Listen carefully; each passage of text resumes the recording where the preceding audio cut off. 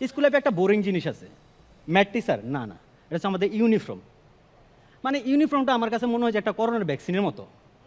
মানে এটা কেউ দিতে চায় না, কিন্তু বাধ্যতামূলক।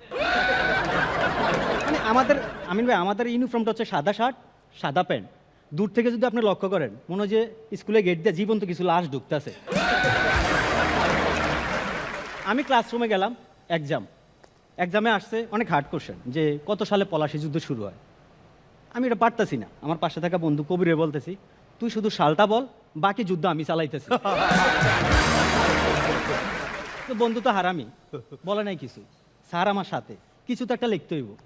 আমি লিখে দিছি, মৃত মানুষকে কি কখনো কথা বলতে দেখেছেন? স্যারের এক হাতে হচ্ছে এক্সাম ফাইল, এক্সামের খাতা, অন্য হাতে আমার হাত নিয়ে গেছে। আমি তো বুঝতে পারছি আমার সাথে কি হইব। আমি আগে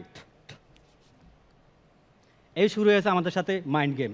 স্যারে মারার প্ল্যান করতেছে, আমি হাত নাড়িয়া করতেছি। স্যারে মারার প্ল্যান করতেছে, আমি হাত নিয়ে আসতেছি। হঠাৎ করে মাগো কয়, এখনো মারি নাই, 2 হাত দে। 2 হাত দিলাম, 2 হাতে সেই মাইক ব্যথায় ডলা শুরু করছি। একটু ভাল লাগতেছে, খুব ভাল লাগতেছে। ওই দিনে বুঝছি উপরওয়ালা কেন পিছন সাইড দিছে।